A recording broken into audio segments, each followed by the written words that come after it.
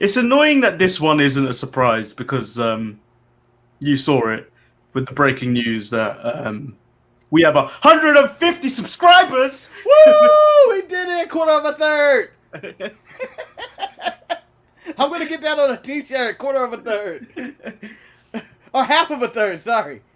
So these two were going to be their own images by themselves. Mm-hmm. But I was like, what's the point? They both made returns and debuts. You might as well just merge them together. Alright, Manny. One of these. Should I do a tease? One of these is the most disappointing debut of the week. Or return. Which one do you think I chose? That's a Tegan tease. Knox. That's a tease. Tegan Knox. Her and her allergic knees returned, and none of us were impressed. They made her run on her allergic knees. They made her run. And I was like, oh no, she can't do it. They didn't make her run. She chose to run. I heard the crinkling knees. I was like, don't make her run. I like this one because it's like, get him, Dad! Yeah. My daddy is going to fight you, Daddy. Although, Look, I thought Cross did a good job in his promo. I thought Cross did a good job, but then what he didn't do was get an iron for that suit. I didn't realize how wrinkly it was. Jesus. I bet you the last time he wore it was somebody's funeral. And he was like, shit, I thought I had a black jacket around. Index is back. Ooh. The drama of this continues. Although she did lose the tag team titles. Maybe they... Hit row! Hottest thing on NXT. I feel like Ashanti the Adonis looked like he just got mugged and I don't know why. They ripped everything. They beat the shit out of me. No one's doing anything.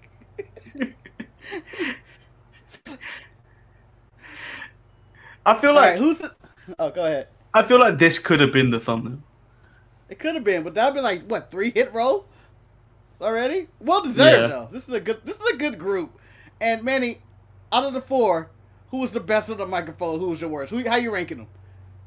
Okay, so at the bottom is my man Adonis, because he never got on that microphone properly. Come on, it looks like it in this video that he's on that microphone, that he's on them sticks with his beats that I'm sure aren't even charged. The audacity of him holding that microphone is a joke. He's a fraud. He's a fraud. You're a fraud and a phony. I will give Swerve I'll give Swerve 3rd, only because I expected more from him. You expect way too much from him. You expected him to go out there and be like, I'm trying to think, you expected him to be Raquel or something. And you're not going to get that from anybody in 2021, man. I was surprised what I got from B-Fab. So she gets number 2. And obviously, top dollar is top dollar. Not nada. Yeah, not nada. But Manny, I want you to zoom in. I know you can't, but I want everybody to know we're going to pick Top Dollar, and Top Dollar knows we're going to pick Top Dollar because we look at the tattoo that says "I know." I know.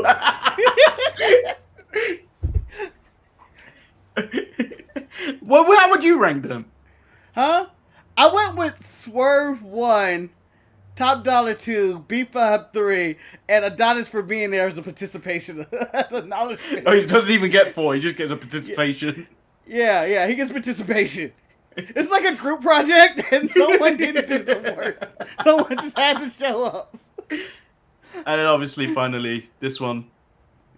Boo! They should have never won. I'm disappointed by their victory. She looks so old. She's 27 and she looks like she's 40. And sounds like this. Hey, that Vegas sun does horrors to your skin. Like, if you were to ask me who's older, her or Natty, I would definitely go with her. But then again, it's still Natty.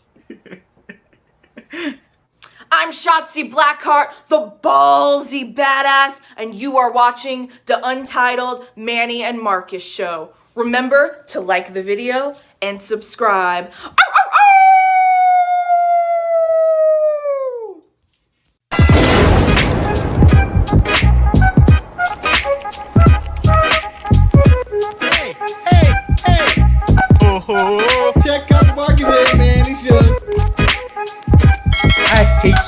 right now. You guys are ridiculous.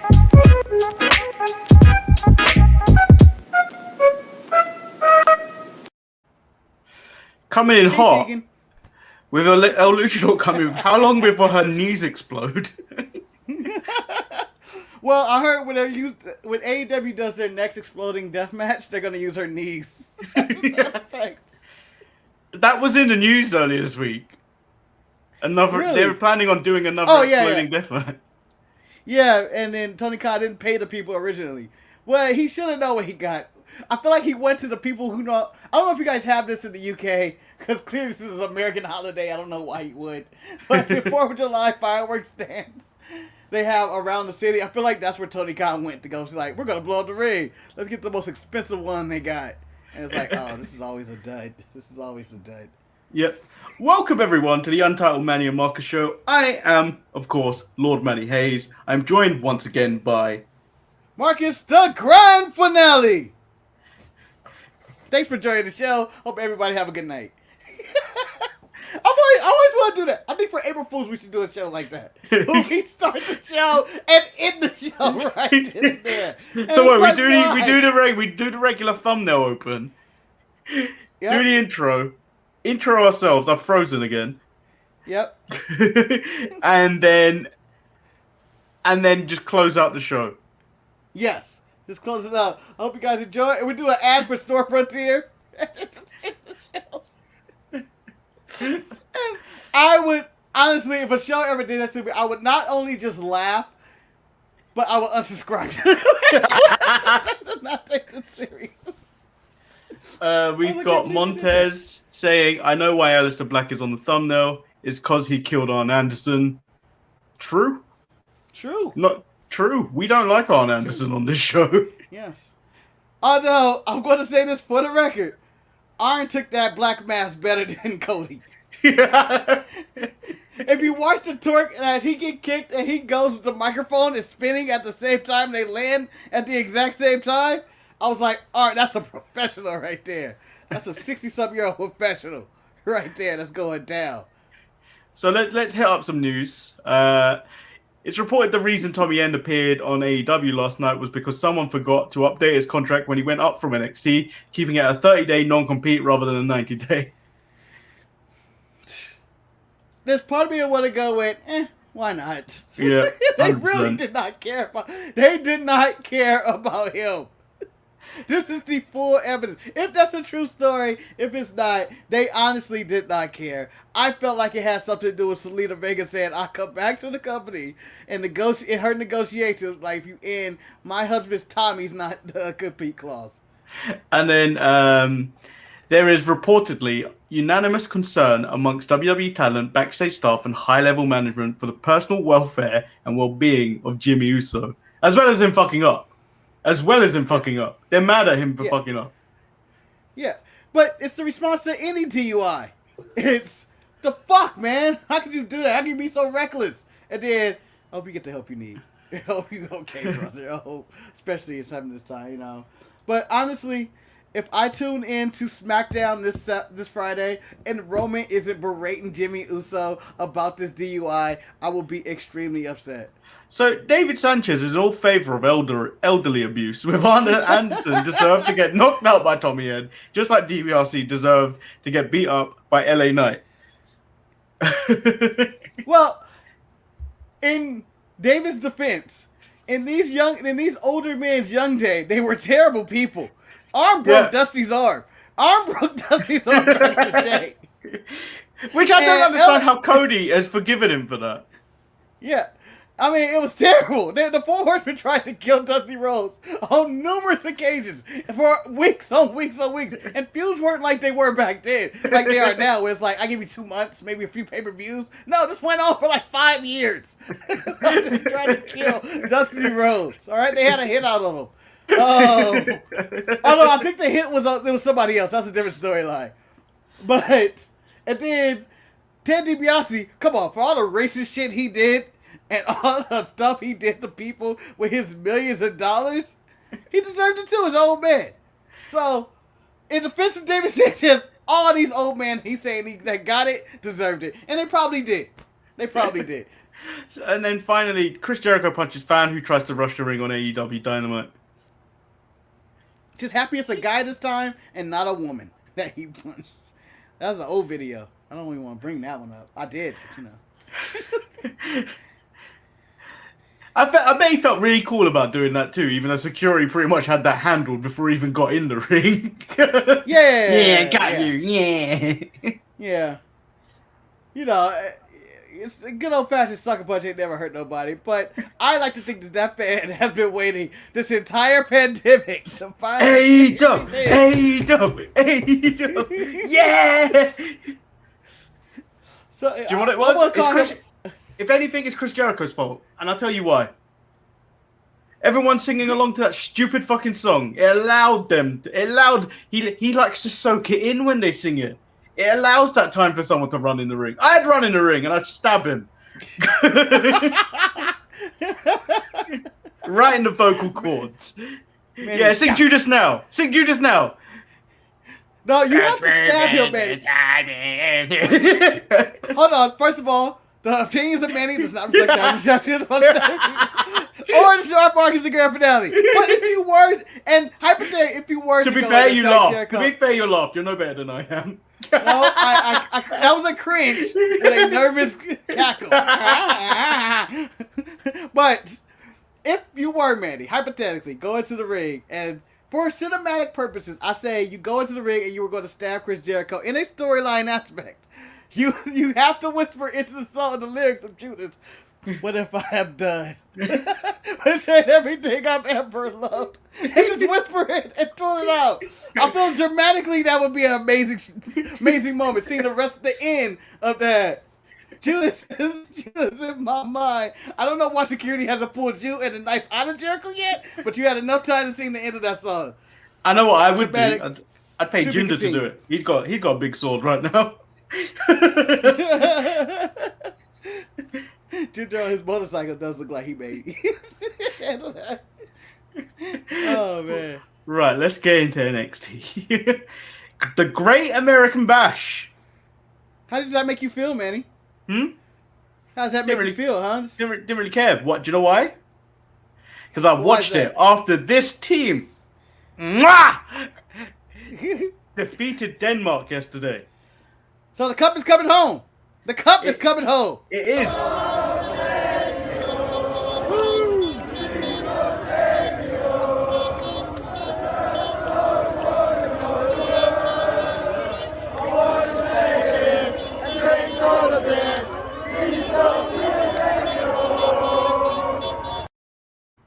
By the way, if we were a representative show, that Dry King just got free sponsorship.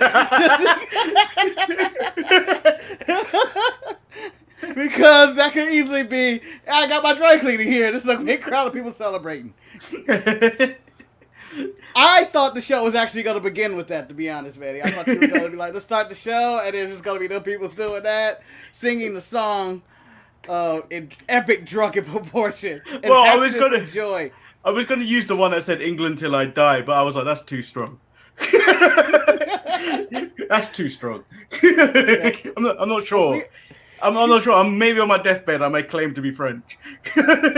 So, as I'm watching this Great American Bash, Manny, I go like, why are we doing this? Why are we having a Great American Bash?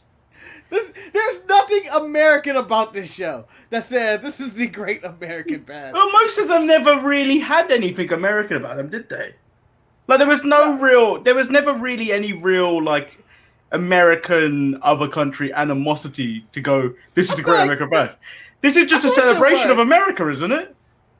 Yeah, I guess but so. I don't think there really was I didn't really get that. Yeah, there was no real celebration of America, really, in this show. I see your point. But it wasn't last year, either, when they did it over two nights. When they did it over 2 nights, there wasn't. Maybe they want to call it NXT the melting pot of wrestling, because it's so diverse that you can be an older lady and win a tag team title, or you can be a little Japanese lady and win a tag team title.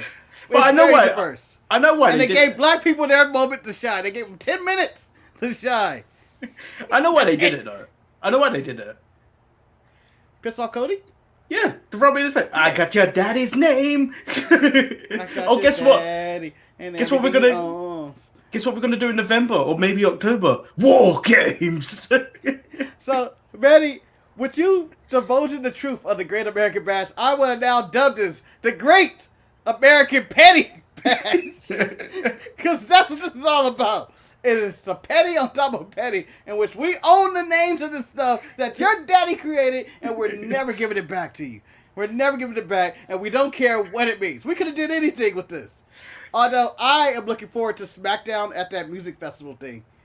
That seems Do you like think that's they're gonna? fun. Do you think they're gonna incorporate a lot of the rap talent that's gonna be there? Maybe one or two. I'm sure Wale is going to be involved. I feel like they have to. Yeah. Okay, let's actually get into the show. Yeah. All right, let's do this. We spent Let's do this. 30 minutes already? No, we've done 15. MSK took on Tommaso Ciampa and Thatcher. It was a decent match, but it was too short for me. Like, it was really short, and then they sneaked the win, which I expected because they came in as underdogs, and they weren't the favourites to win, even though they were the champions. It was still a good match, in my opinion. Yeah. So, I thought this wasn't the end of this feud. I thought we need to escalate things as soon as this ended. And it's only one way to escalate this, and you have Timothy Thatcher, who can't lose in this match. And that is Manny. Tag Team Fight Pit! Ooh. MSK versus Toothless Timmy, and I'm never leaving NXT Tommaso Ciampa. Yeah. So, Fight Pit with that would be epic, and I think that's how you get the titles off MSK in that match, and you killed it. I feel like MSK could probably lose the titles and be all right in the sense that I feel like fans would care about them. Like, so when we get the live crowds at like end of next week or something, I don't know what their plan is with NXT, to be honest. Actually, NXT might just be stuck in the Capitol Wrestling Center. Yeah. For now, unless they plan on going back to Full Sail. Maybe, but Yeah, even at Full, they're traveling. even at Full Sail, it wasn't that many people. It was like 300 to 400 people. Yeah, I think the max was like 300 or something. But I think we also have the Great American Purge coming up, in which we're about to just suck out all the NXT roster soon.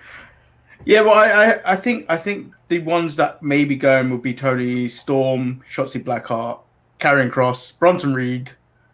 Finn Balor. I'm not sure about Finn. He is off TV Finn's though. going back. And then someone alluded. I can see Finn or Adam Cole entering the Money in the Bank as the last two participants. Someone alluded to it being Adam Cole. In Finn Balor, in the MCM, they were like the way he was mannerisming at the end, it, like kind of assumed that he might be in it. Yeah. And the fact that he came out and said, I'm never going to the main roster. I love NXT. Just, I go, nah. Ain't happening, brah. Nah. But I do see an NXT wrestler entering the Money in the Bank, and it could be Adam Cole, Finn Balor, and even, plot twist, Karrion Kross. Possibly. Well, that was the thing. So Karrion Kross said he wanted 3 things. I can't remember the first. Retain his NXT title. I presume? Retain. Main event WrestleMania. Yep. And I can't remember the third. Be the day. I thought you remember one thing, man. Yeah. Like in class. So what did you learn today? I was drunk when I watched this. And his main thing is win the WWE Championship, Manny. That was the third thing. And I was like, none of that's on NXT. Gargano was like, you don't have Learn to Wrestle in there. That's what I've been. So Kross does tell Johnny he wears his wife's pants, while Gargano retorts that he couldn't lace his wife's boots. Such a serious burn. Yeah. Both sides, I support both sides. I support both good comebacks, like, because those pants were extremely tight and extremely small on Johnny. And I think Candice might actually be bigger than Johnny. I think she is. Yeah, and you can't lace my wife boots. It's just like, damn, that was a comeback. So we get the Cameron Grimes versus LA Knight match for the $1 million title. / if he loses, he becomes a butler. LA Knight wins a DDT on the title, then hits the BFT for the win. Yeah. Is it called the BFT? I honestly didn't pay attention to the name of it. Well, they said BFT, and I was very confused. Yeah. Whatever. Let's just say it's that. Hit him with the bift. But this is my favorite match. Maybe of the week, and I don't know why. Maybe because I'm invested into the story, and I enjoy both characters, and I was really into this match. I was going like, oh, and the DDT on the belt, and I was like, that's a nice ending. I like this.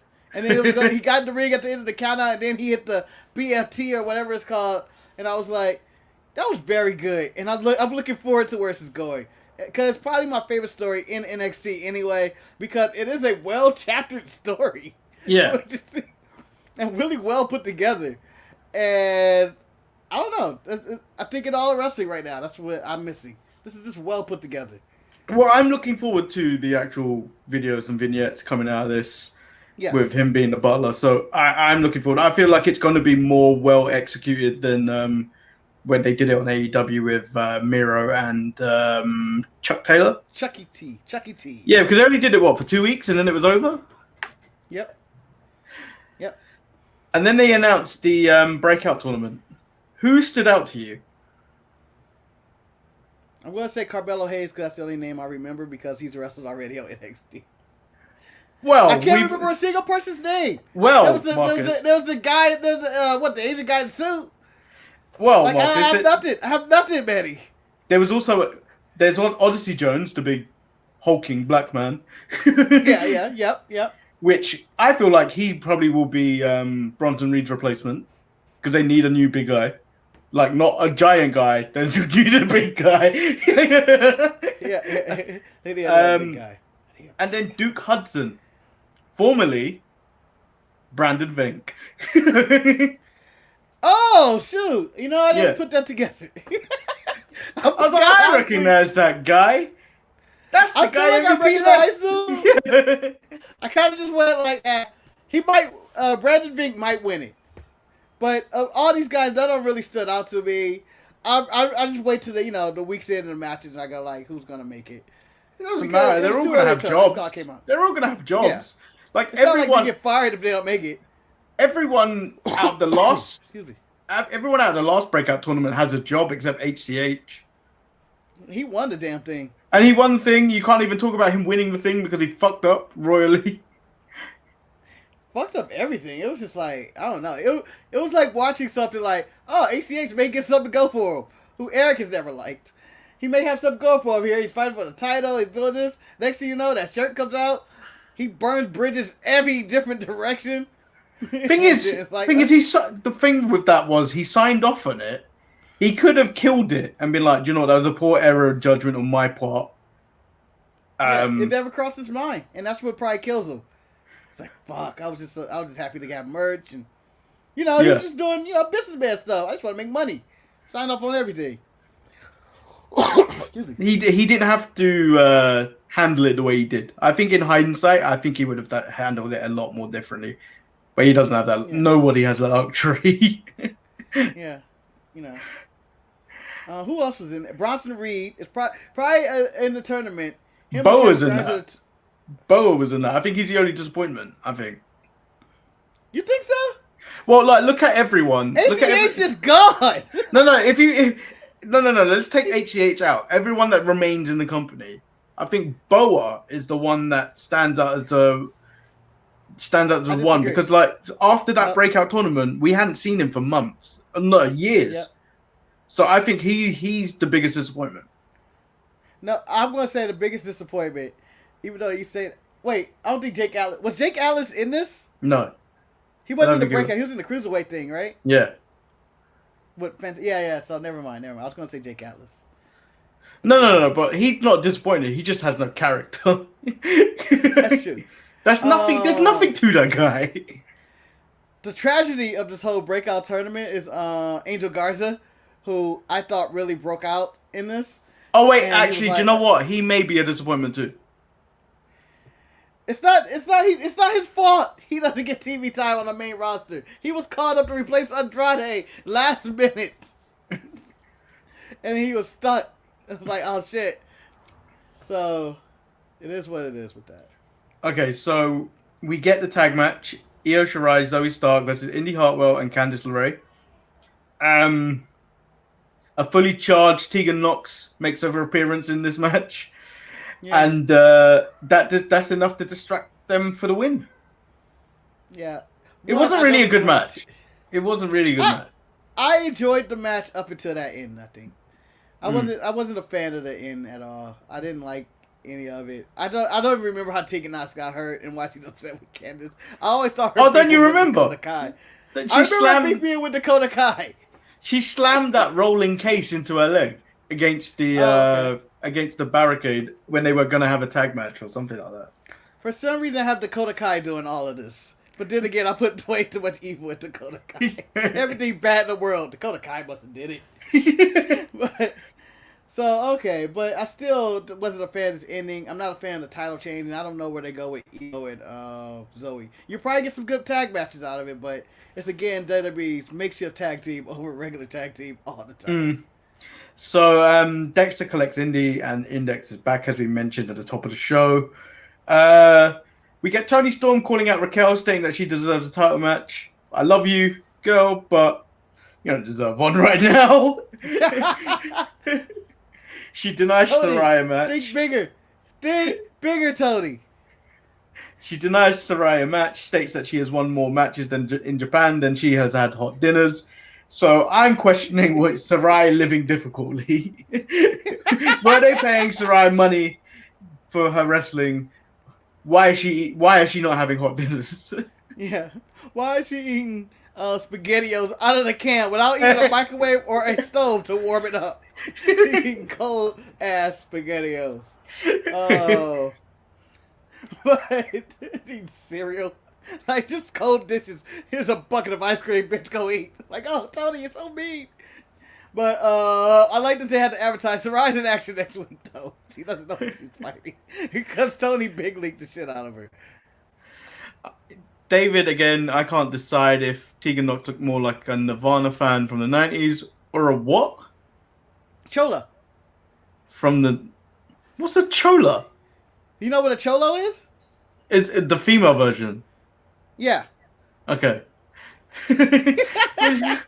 No, she's definitely not a Cholo. Well, it's the plaid shirt she had. I'm going with she's a very big Kurt Cobain fan. And she's a fan of Nirvana, and I don't know. So me and my friend said we need to stop wearing check shirts Why? because someone once said both of us were dressing like teenage lesbians. Then we stopped. Oh. If Hey, you ever don't needed knock to, teenage lesbians are the cusp of the fashion nova, Manny. They know how to dress because they're trying to dress like men, but you know they fail most of the time. well, that Asian man Yeah, I'm okay in the breakout tournament was clearly not fashionable. He is fighting against fashion. And if Tyler Breeze had a job, he'd be writing him up a ticket. So Manny, I'm gonna do a surprise confession. It's never gonna appear on the show, but I have an outfit that I told you. I think on the pre-show last time that I spent the middle of the night just buying stuff on Wish. I don't remember when. It's just out of You nowhere. need to wear it now. I am going to wear this, but it's gonna be in Vegas. I'm not gonna get it until like August or something. Outfit is fire. Outfit's fire. It cost me $50. It's like a gold jacket. It's amazing. Knockoff Gold shoes. jacket. Almost gold. It's just imagine Santos Escobar mixed in with Seth Rollins. It's a ridiculous outfit that I plan on wearing for probably dinner in Vegas or something. And then he gets kicked out because it's too fire. It's too fire. You can't wear that. It's a fire hazard. It's a fire hazard. And So if they turn the water, I walk in, the sprinklers come on. That's how hot it's gonna be. And then when the water comes down, the shirt will totally melt away. You're like, what? It was all fake. It was all fake all along. So we get a hit row cipher. We've already discussed this at the top of the show. Is there anything else you want to add to this? I got nothing other than what we said at the top of the show. Yeah. That a participation award goes to Ashanti the Adonis, who I believe will always be there pushing buttons that Swerve told him to push. Just hit this track right here. Okay. All right. He looked- Bob my head. He looks like someone asked for a casting call of Andre 3000, and then they told him no. You went more Stevie Wonder than Andre 3000. You really missed the beat here. You're 90 Stevie Wonder. That's what he looks like. And we just called to say, get out of it. There hasn't been... I'm sorry. I know it would be ridiculous, and I know it'd be gimmicky. Blind rapper. I guess we don't have that yet. We've had blind musicians before. Blind rapper, I feel like should have happened already. If you're a struggling SoundCloud artist, maybe you should invest in becoming a blind SoundCloud rapper. He fakes it the entire time. You're not really blind, are you? No. How you think I'm able to describe shit and rhyme it? 90% of rappers describing the shit around you. I'm blind, motherfucker, blind. Well, that rapper. There's that YouTube rapper called Dax who always talks about him being a janitor before. It always comes up. Well, it's Dusty, son of a plumber, right there.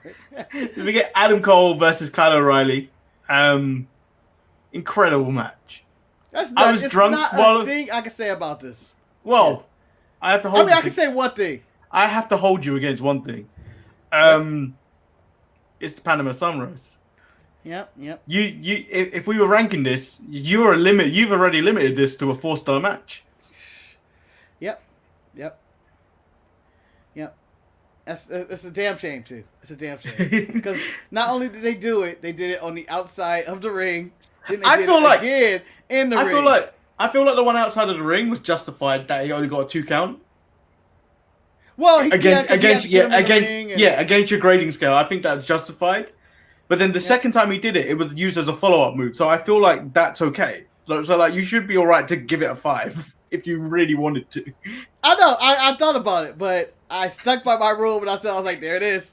I knew it was gonna happen. So I feel like this rule is biased against Adam Cole, whose move is the Panama Sunrise. Like that's technically his setup move. That is his white noise. This isn't like Penta going through a table randomly in any match doing it. Or Ray Phoenix or anybody at AEW. I feel like it's more abused than AEW. This could just be an AEW rule. Because only person that really does the Panama Sunrise on NXT is Adam Cole. And everybody in AEW, everybody does it. Whether you're Dustin, Penta, Ray, the Young Bucks, it don't matter.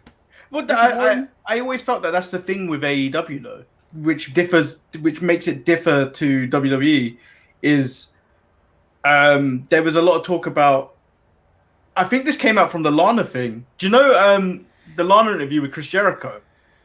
So yeah, I know of it. I've seen excerpts from it, but I don't know all of it. Roman big leagued Big League Lana and Nia Jax, where I believe they had their own Samoan Summit. So you can't use the table tonight because I'm going to use the table. But that's the conversations you should be having, though. And that's the thing with producers and road agents and all that. They compile the show up and they tell you what people are doing across the show, so it doesn't look like you're copying everything throughout the show. Which is where I will find heavily criticism with AEW, is because everything always sometimes seems the same. Like you got run-ins galore, you got people doing all the same. You've got all the same. Some people doing all the same moves. Yeah, it's bound to happen, but like you can't have people doing multiple Canadian destroyers and shit like that all through the night. Yeah, it's lack of communications, and everybody wrestles the same. Yeah, like depending on the stipulation, maybe some stuff different, but a lot of it is like, Cody does the Cody cutter, but then in the next 2 matches, you see Matt Sydal doing a cutter or someone else doing the same. Like I feel like everybody's doing the same moves, and it doesn't create individuals. That's why I like styles. I like a class. Like I think my perfect wrestling roster / company or whatever would be like Street Fighter, in which I know Street Fighter's a video game, whatever. I'm not talking about the movie. The video he game. is. And Bison's his hero. Yeah, he is the best villain. More credit needs to go to Raul Julia for being M. Bison, because he was terrific in a terrible movie. Dude brought it. Like, I'm just gonna be good, okay? And everybody else can do their thing. I'm gonna do my thing. But I just think it needs to be like everybody has their own fighting style, and they're all unique, different characters. In AEW, I kind of get everybody's kind of the same character ish, and they're kind of the same styles. Like, I need to know the difference between Aleister Black now that he's on there, or Malakai, as he wants to be known in the streets. Malakai and Darby Allin. What's going to be the difference? Because I feel like dark, brooding characters at this point. Yeah, it's interesting the direction they'll go with Malakai Black. Sorry, as he attacks a fly.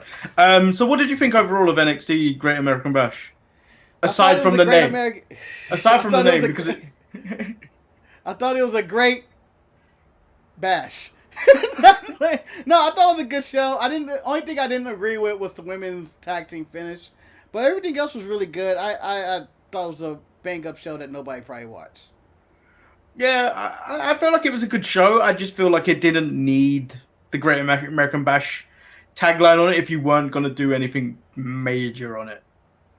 Yeah, if they would have got us out of the CWC or the Performance Center or whatever they want to call this, the Full Set, whatever, and they actually did something with it aesthetically instead of putting what they put on. Like every match for Atmosphere, no star, because I'm tired of being in the Capitol Wrestling Center. Like when you see AEW, and I know when we get to SmackDown, not this week but next week, and they have a crowd, you're gonna be like, damn, I really need NXT to leave this place. This place looks like we're still in the pandemic. It has pandemic all over it. Oh, that stink. I'm over this, guys. I've been at NBA games. I've seen NBA games. I've seen Euro Cup, and everybody's together and having a good time. This place seems like it's something in the past already. Yeah, it is starting to feel a little bit stale. So we'll be back with the AEW review right after this. Meet Marcus. You may know him from the Untitled Manny and Marcus show and the Sharpshooters Wrestling podcast. You may know he spent the majority of last summer living in his car, and now he's lost all his money in Vegas. Help Marcus by donating to the Sharpshooters Wrestling podcast or going to storefrontier.com/DSPN and buying some of our merch. Help today before it's too late. Flawless transition. Flawless. Yeah. Flawless. Easy. The production of the show has a crew of lots. Except for this white wall. It's going to stay here forever. I thought you were going to put things on it. Yeah, then I forgot. I didn't realize that until I went like that. This white wall is the only dance we made to say.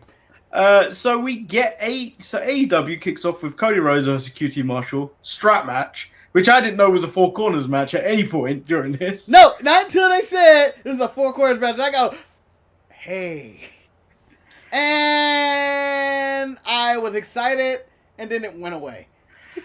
I didn't know it was a four corners match until they started hitting the corners. I'm like, oh, it's a four corners match. And then I was like, oh, nostalgia tells me this is going to be fun. And then I realized who was in the match. And I went, Cody Rhodes and QT Marshall? Nope. So, this is one of my main gripes with AEW. And maybe people say, like, damn, you're starting off hating AEW already. Just explain to me, just give me a cheap-ass graphic that says, rules to the South Beach strap match.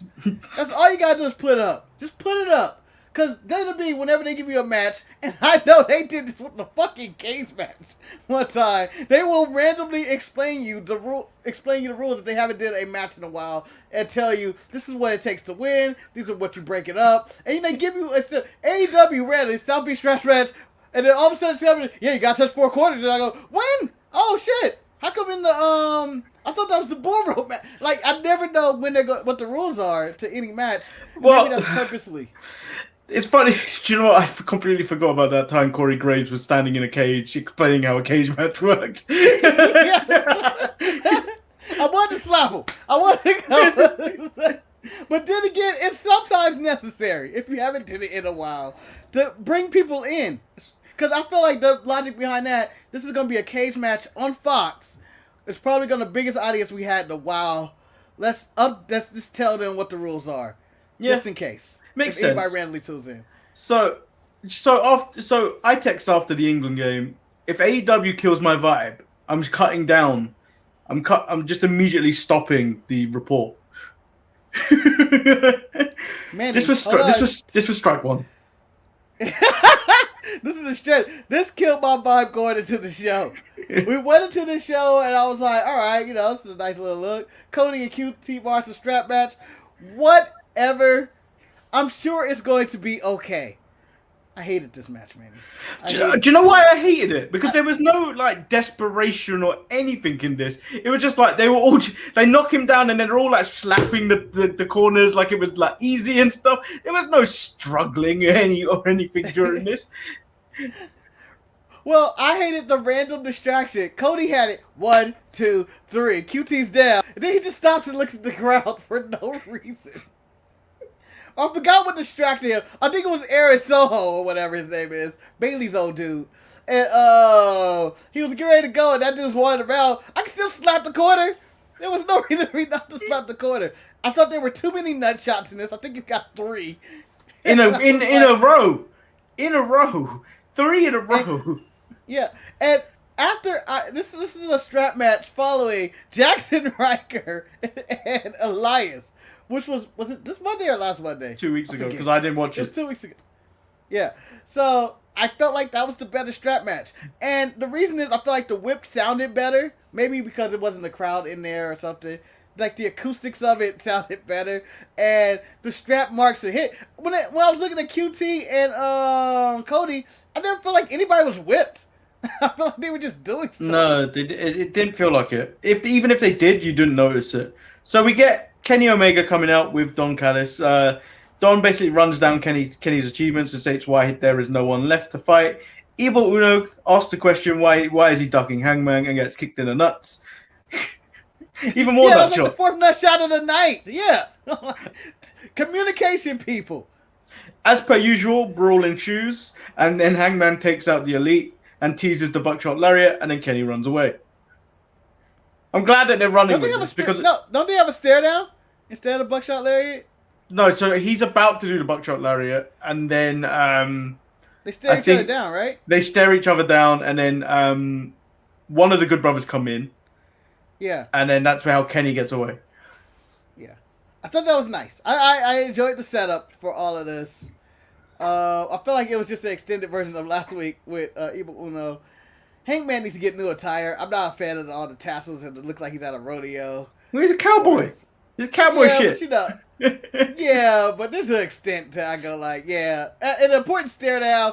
I want to say he should have been shirtless or look in a tight shirt ready to be like, yeah, I'll fuck you up. Like, he look intimidated. In that tassel outfit, I feel like he almost got fucked up. I'm just saying. But I enjoyed the stare down, and this is where we should have been last month instead of where we are now. Yeah, and then we get the sit down with Ethan Page, Darby Allin, and JR. Darby states Ethan is jealous of what he's accomplished in 1 year. That took Ethan 12. Ethan said that he isn't lying. Darby skipped the line. If it wasn't for him, he'd probably be still living in his car. I know what that's like. Yeah, we saw the ad. Donate to www.storefrontier.com/DSPN. Yeah. So everything was fine. I was just really disappointed. I was like, they spent 0 production time on this. They had steel chairs, all 3 gentlemen. The background was just whatever was behind them. Like, I expected a sit-down area where they could just sit there and talk that had some aesthetic to it, but it was like, nah, we just shot this right behind this wall here. Yeah, it's exactly what happened. Going back. Yeah. So we get the next match, which is FTR with Wardlow versus Santana Ortiz and Hager, who are coming out with Conan. So this was strike 2, Marcus. Whilst I enjoyed the match, you know how I feel about these people.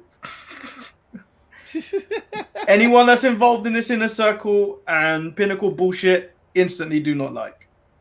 It's still going on. This is my 205 Live on Monday Night Raw segment, in which they just got to fight to the end of time. They had the 6-man. Nothing really. It wasn't really anything special. It was kind of just there, and I just wanted it to end. Like, it was like, okay, this is where we're at. A segment that you skipped over, I think, what I thought was completely useless, and I don't think it deserves the time of day. Sammy Guevara, Shawn Spears. Yeah, that's why I didn't cover it. I don't know why. Weak ass promo. Sammy Guevara throws a chair. I was like, you think it's over, bitch? And they cut away, and I'm going like, why don't you just finish him off right here? Why did we cut away? Stupid. David Sanchez says Hangman should never win a world title ever. I don't see him as a legit top guy. In the 90s, he would have won the European title once. Ooh. Nah. That's harsh. Nah. He would have got Intercontinental. He would have got IC. I think he had. Yeah. He's got. If you're looking at 90s, he's got more upside than Tested. Well, Test was 2000s. Was he? Late 90s, wasn't he? I give you 99. Yeah. Do that. But geez, that's a harsh review. And honestly, if you want to talk about if any of these guys would have got, and I'm talking about anybody in any company right now, 90% of these guys would be pushed in the 90s or in the 2000s, early 2000s. Yeah, they'd be in that light heavyweight division that you barely saw in the 90s. Yeah. Where Taka Michinoku held that title for centuries. Yeah. Every now and then Taka has to fight somebody. Oh, look, this week it's Kenny Omega. Have a banger match. Trigger. No one remembers anything about it. It happened on the pre-show on Sunday Night Heat or some shit. And Steve Austin ran amok throughout the night. So what did you think of the match? And then I've got follow-up questions. Which match? The 6-man. Oh, I was done with it. I thought I said, we're done. Okay. Do you think we're going to end up with a Tully versus Conan match? Oh, shoot. So this is a match. This is the one when I went, okay, they ended the match. Maybe no post-match antics, because every match so far has had post-match antics. I think it's only been 2 matches, but post-match antics. And Conan gets in the ring, and I go, well, post-match antics. And then Tully gives it a chop block, and I go, God, I know we don't talk much. Please, for comedy's sake, give me Conan versus Tully Blanchard. I wanted that. That's the only match I want in this Pinnacle and Inner Circle feud is Tully versus Conan and 2 old dude probably in his 50s, a dude close to his 70s, going at it live on TV. I need to see it. So David has once again said, okay, he would have won the IC title once and then he would have lost it 1 week later on Heat or Jacked. I don't even remember Jacked. Come on, give him velocity. Give him velocity. Jacked. Not Jacked. No one cared about Jacked. Velocity. Let's go velocity or superstars. Okay, so I'm including this part in the strike too. Because otherwise it would have got strike free and then it would have been too lenient. MJF and Jericho. MJF is Chris Jericho. So MJF lists his stipulations. Jericho's got to run the gauntlet against 4 opponents of his choosing with different stipulations. He's basically going through the entire Pinnacle with different stipulations. Then he gets MJF. Jericho accepts and then basically hits a Ripcord Judas effect. I'm so done with this. So the only thing that made this segment interesting is the craze fan that ran in and Jericho punching the guy with the day of the show and the crowd's reaction to that. That's the only thing that made it interesting. Other than that, I didn't care about any of this. MJF stipulations are basically the exact same thing he put Cody through, but probably easier. And his 5 guys are basically going to be Inner Circle guys. Or not Inner Circle guys, but Pinnacle guys. And one Inner Circle guy, probably. You may have to fight Sammy Guevara or something. Oh, I would make him fight Sammy Guevara. Yeah. And if you don't win, you got a retire match. Yeah. And so, if this was leading to the retirement of Jericho, as I would like to dub that would be nice of a story, but let's just end this. Let's just have the match and go. Guys. So I was actually gonna. I wrote in my notes a fan jumped in the ring, but because we talked about it at the top of the show, I wrote that probably the most exciting thing about this segment is what I wrote. So you were spot on with what I was writing.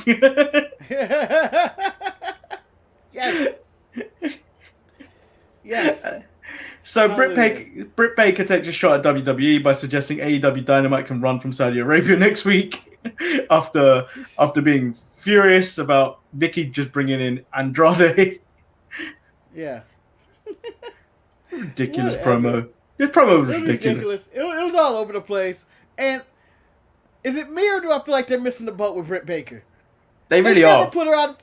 Like, Put her in the ring. Like, at one point, you could consider her one of the faces of AEW. Because that's where she was at. After the Thunder Rosa match and people getting behind DMD, you put her in the ring with that crowd, they would have went crazy. Instead of having her in the back talking about Big D in Dallas. And I looked at Ryan, who was in the room next to me as I was watching this, like, I don't know if you should be talking about Big D in Dallas. And when your promo is against Nyla Rose. I'm like, no, this is inappropriate. This is inappropriate language here. So we get Andrade versus Matt Sydal. Standard match. Expected more, to be honest, as they hyped this up. They hyped this up big time. And I'm going to compare this. To this not being any better to when Frankie Monet debuted on NXT. Yeah, I would concur that. Both had elaborate entrances. I enjoy Andrade's basically black mask cover. Gimp mask. Gimp mask. No, it's black mask. It's inspired by Batman's villain, the black mask. No. All it needed was a gag, and he would have been a full-on gimp. Anyway, I liked his Ripper Ray suit for Naito and shit, and and he coming out to the ring, and then he has the match with number 5 ranked Matt Sydal. Where did he get his wins? I've never seen him win. His biggest highlight in AEW is fucking up his finishing move and falling on the rope. No, he entered the ring and fell. That's what was the funny part. He was entering the ring from the top rope and fell. Yes. So that's his biggest highlight in the company. They go through a commercial break. Well, I thought this should have been a total squash. You want to make a star? You could have had Andrade fight anybody, and like you could do Joey Janela, Sonny Kiss. What's the guy in the other mask? The Lucha Libre guy who teams up with the other old guy, Chaos Theory or whatever. Oh, Serpentico. Yeah, anybody. Jack Evans, just go in there and beat the dude in like 2 minutes. And that'd be more impressive. And say it's the new Andrade. No, he has a match like everybody else. El Luchador also shares the same opinion. As much as I enjoy AEW as competitive matches, I think Andrade should have debuted and squashed his opponent. He should have. I'm sure they were probably trying to make it like a competitive match, so like it was back and forth. But this is like this is probably the WWE thing, but like this is probably the third match you would have after like 2 proper squash matches. Yeah. Like, this is your debut match. You should go in there and just kill the guy. Kind of like with a proper debut would be basically like Karrion Kross and whoever he squashed early, and then when he squashed Ciampa, now he's having competitive matches, even though they're not like the best, but it gives you the impression this guy's a monster. This is someone he's someone you don't trot with. This could be a next champion. Like, when you're fighting Matt Sydal going like, oh, okay, that's fine. Whatever. You struggle with this guy who's been a jobber for years now in every company. Whether it's WWE, Ring of Honor, and now AEW. It's not impressive. So we get more things going into Fyter Fest next week and the week after. Ricky Starks will challenge Brian Cage for the FTW title. And, what was this taped? Why wasn't this just a segment on the show? It was so fucking long that I was like, why is this just not a segment on the show? Why are we saying before the show started, guys? And I'm going like, why not just do it in the show? Did they not trust anything? Yeah, probably not. And then we also learned that Machine Gun Carl Anderson, I nearly forgot his name, is going to face John Moxley for the US IGWP. I can't even remember that. IWGP US title. The yes. So, a lot of this is there. For a title I don't care about, to be honest. They got rid of the Intercontinental one, and I no longer care about it. Yeah, this should not be the second. This shouldn't be the third title, because I believe the Neverweight is now basically the IC title. Yeah, and the IC title was gorgeous. Yep. I don't know what New Japan's doing, to be honest. Seems like they're Neither all I over the anymore. map. I feel like they're in scramble mode. They don't know where to go due to injuries and wrestlers leaving and stuff. And this is a knockout deal. I thought it was a nice package. Whenever this IWGP United States title is on the line, AEW brings their best packages for it. Like, I don't think Carl Anderson footage. even deserves a title match. No, he don't. I don't know what Carl Anderson's done this year, other than flaky and goon work. That's all I feel like he's done. They need to stay off AEW at this point. They need to stay on. They need to stay on Impact. Yeah, for a while because they're doing on Impact. Because Like, there's they're not nothing doing special about anything. them. There's nothing special about them. They're generating no buzz at all, and it's just like, oh, this is happening. But yeah, it's probably gonna be a solid match at best. Solid, like 2 or 3 stars. I think they need to actually start pushing Chris Statlander back into the women's division and not hanging around with the best friends because that division's looking incredibly weak at this moment as there is no more NWA talent. Yep. Where's my Serena Deebs and Thunder Rosas? Huh? Like, I feel like it's solely like it decimated back to Nyla Rose. Like, I feel like She's the I don't know default if you know challenger. She's always the default challenger. It's either Shida or Nyla Rose at #1 contender. Okay, I don't know how many people are going to get this reference. I think Eric would get it. I should probably say it for Saturday. But it reminds me of that Brian McKnight song, Going Back to 1. Fight Nyla Rose. 2, to Absolute Nothing to 2, 3, Sarai or somebody, you can Nagasaki. And then I go back to Nyla Rose back in 1. And it seems like where we're at. It's basically that Brian McKnight How song. are you bringing up slow jams on our show like that?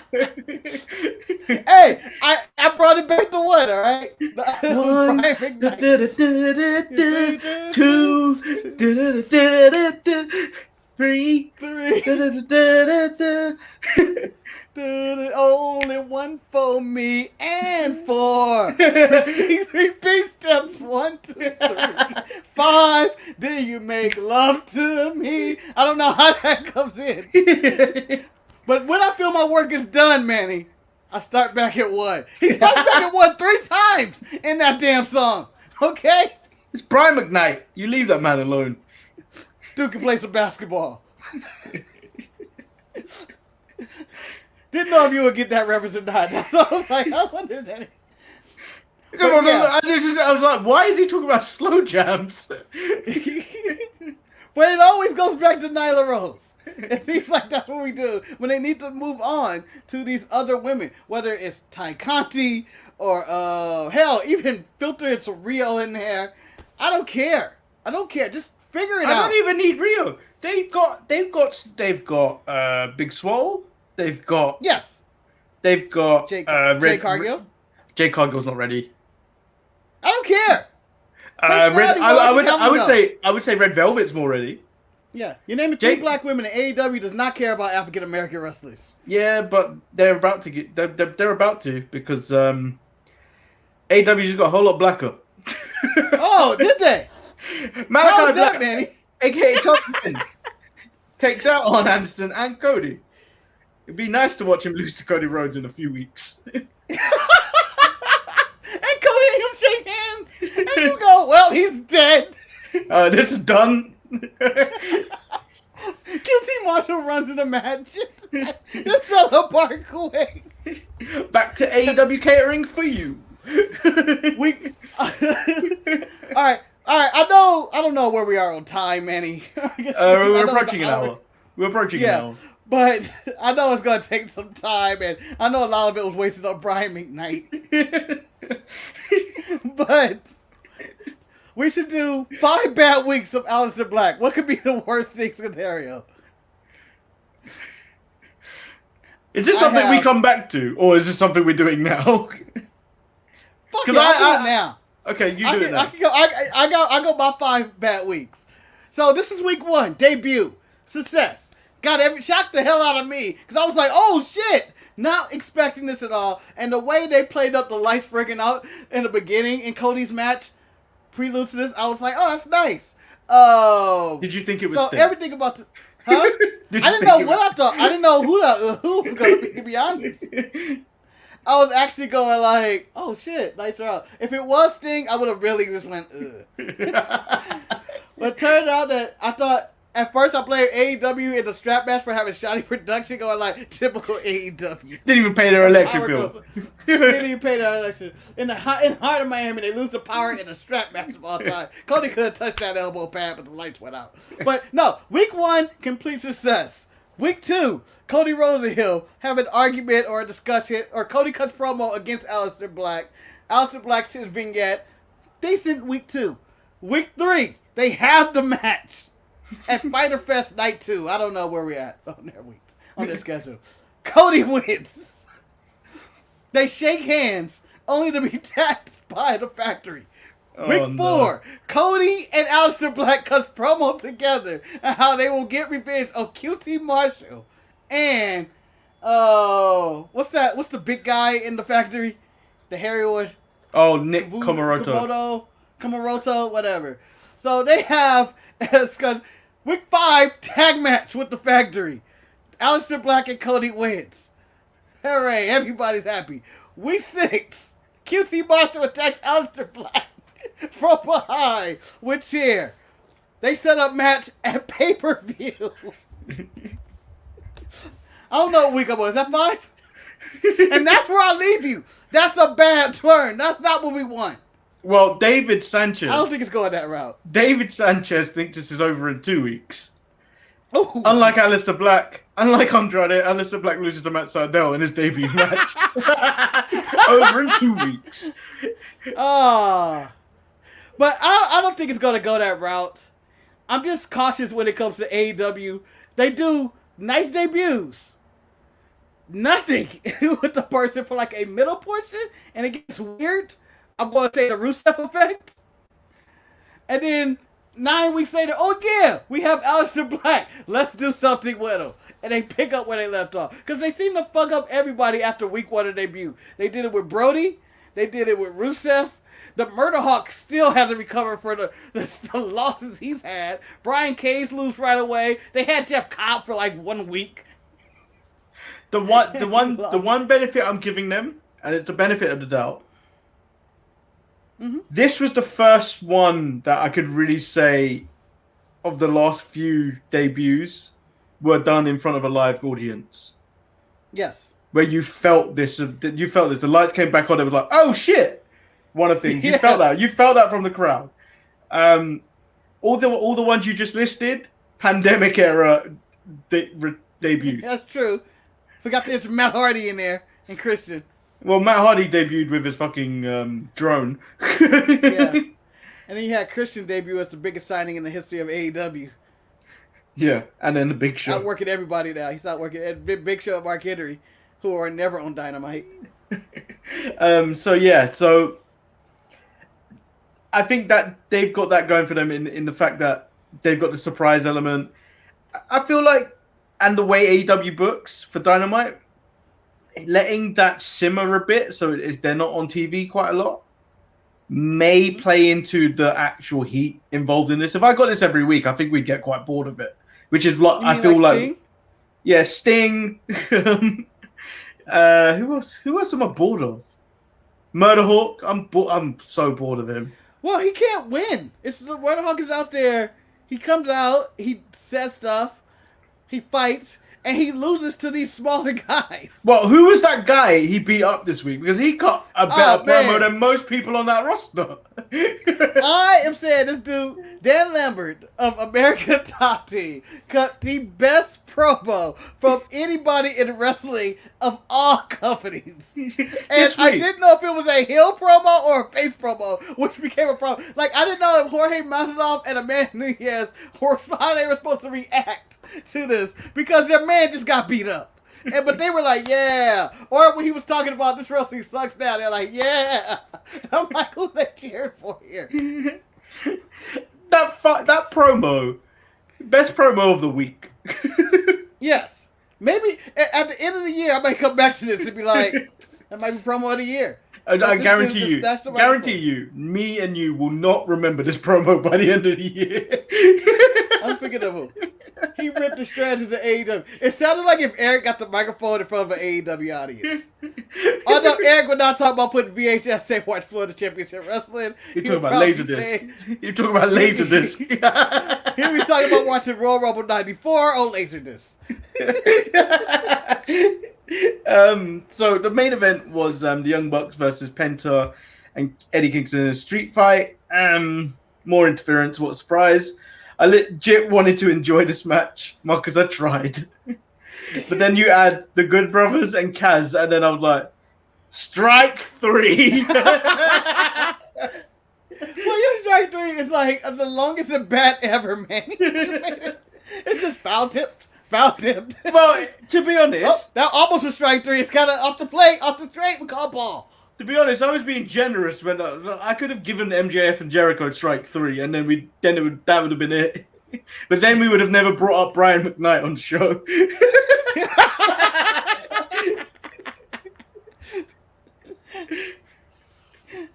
I'm going to bring up the Brian McKnight tape. Remind me to give Eric the Brian McKnight tape and to see the 5 bad weeks of Aleister Black.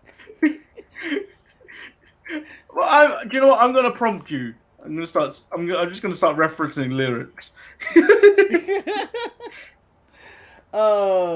This match was insane. It was all over the place. Was it bad? Probably not. I don't think legitimately the Young Bucks could probably have a bad match per se. It can make no sense.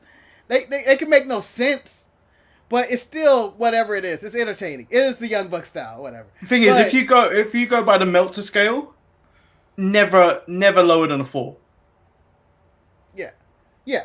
It's really good matches, but again, I just want more from them, I guess, in storytelling department, in which they can go out there every week and put on a hell of a show.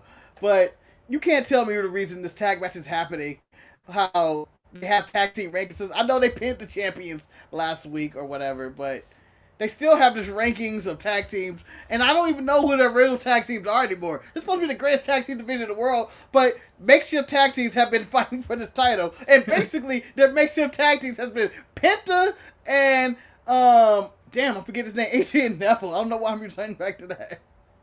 The Bastard Pack, Penta and Ray Phoenix, Penta and now Eddie Kingston, Penta and it's Penta and another tag partner. I don't even think Pac's injured. This is the worst part about it. I think it's just Pac just being Pac, where he doesn't want to live in America anymore, flying to and from America to do shows, which is really hindering whatever's going on with the rest of the Death Triangle.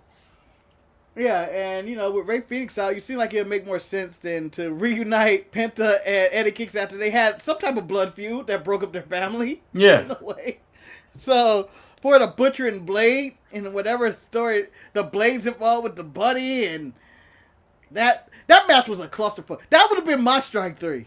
Because I have no idea what happened in that match. And they talk about blind tags. I'm glad they did this, and there were men fighting women, and I was like, they can't get the pinfall. There was some form of strategy in there that I couldn't follow.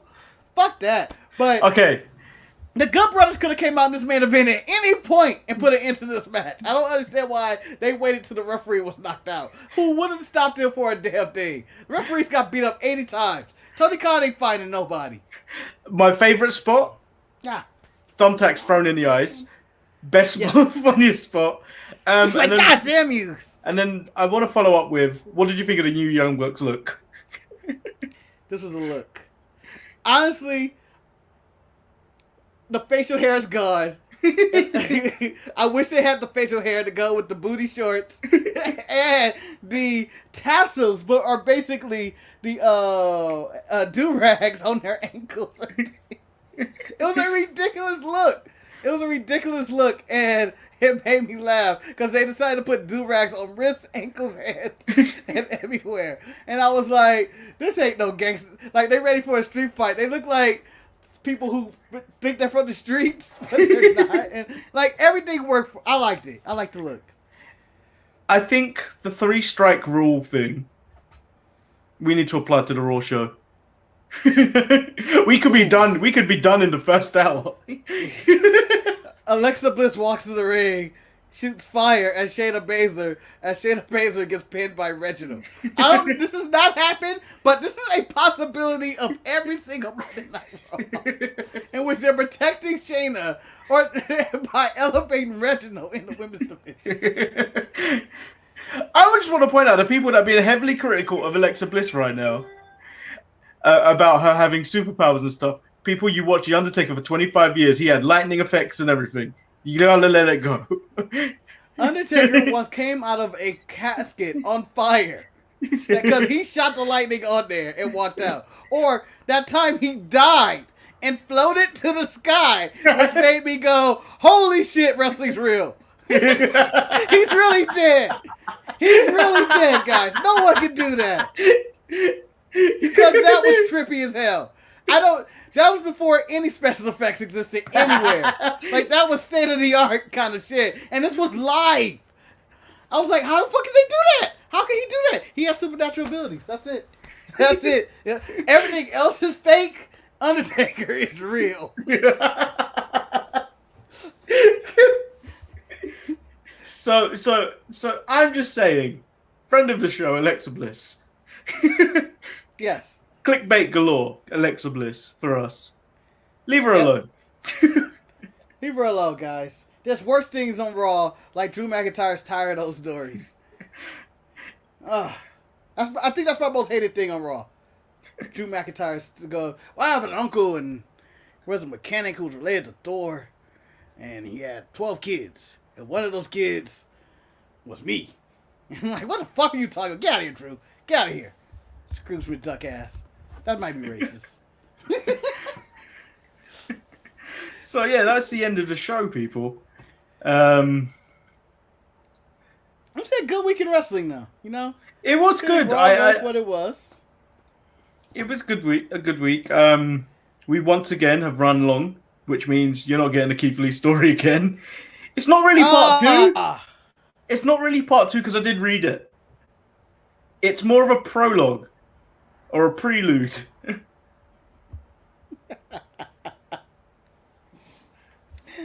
The prologue.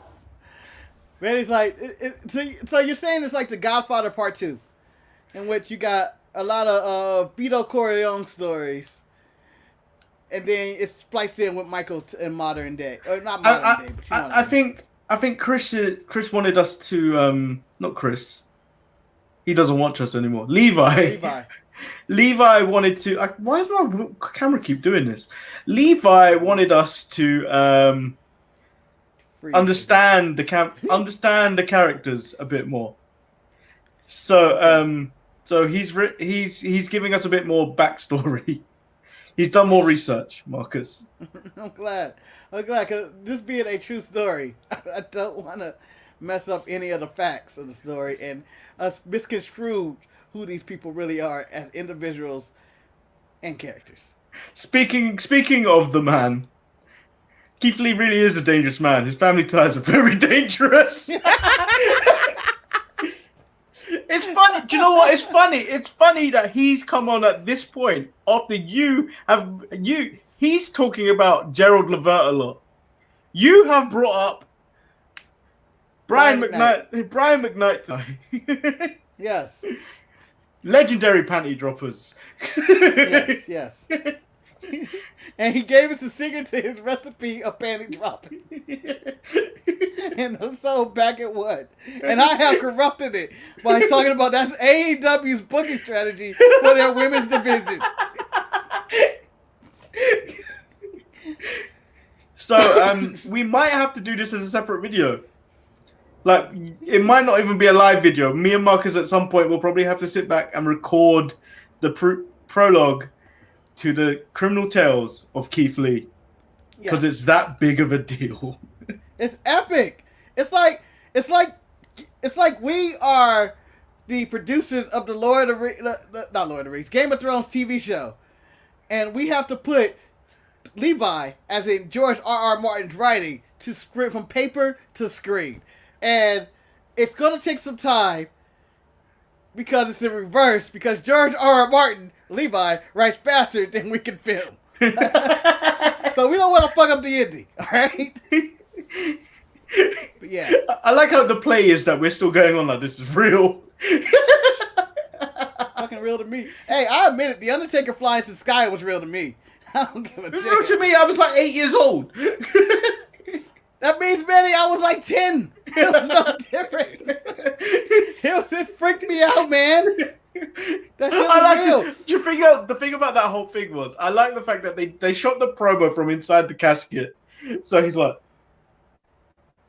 he's talking. Yep. And then he suddenly I like turns you into a froze ghost. it. He turns into a ghostly apparition on the Titantron, and then it floats up, and then the camera's panning up, and you can't see anything, and then everyone's like, he's gone. Yes! Holy shit, he's dead! I'll tell you, that power freaked me out. When they did it, it was amazing. Never seen no live special effects show like that in my life. Don't even... To this day, I ain't never seen no shit like that. That was that effective. That man, The Undertaker, who was a monster and a killer, was screwed by like 30 other wrestlers coming out in the match to kill him. And they succeeded in killing him. Jeff Jarrett was one. I think King Mabel was... No, well, he wasn't a king, though. I think Mabel was one of them as well. Yep. There was Vader, a lot, right? I think Vader, there was a lot of Japanese wrestlers in there. The Japanese have always had The Undertaker. No, do you know, the 1994 Royal Rumble had a lot of Japanese wrestlers in there that I can't remember who they were. I think like Sure, the 96 the one, greats. yeah, like the 96 one or maybe the 97 one had a lot of Mexican talent, and one just eliminated himself. Yeah, I remember that being. That is the stupidest elimination I've ever seen in my life. And then Macho Man, I think, tried to pin Lex Luger in one or something, and he got pushed over the top rope. It may have been Sid. I don't remember. And I was like, that's the stupidest elimination I've ever seen, because Macho Man went for a pin. I'm telling you, Nate Dogg was a clone. These are all known facts. I'll take it. I feel like this is how QAnon started. A small type of show like this. And then somebody started taking everything as fact. Then next thing you know, we're going to have Levi as ushering a new era. And there's going to be Manny and myself outside of the Capitol talking about Nate Dogg was a clone. Nate Dogg was a clone. Sir, you need to stop taking cocaine during the day. It's pure meth at this point. You've not seen these teeth. Pure meth. What teeth? These are veneers. I lost my teeth years ago. I mean, I'm having cold meals like Sarai.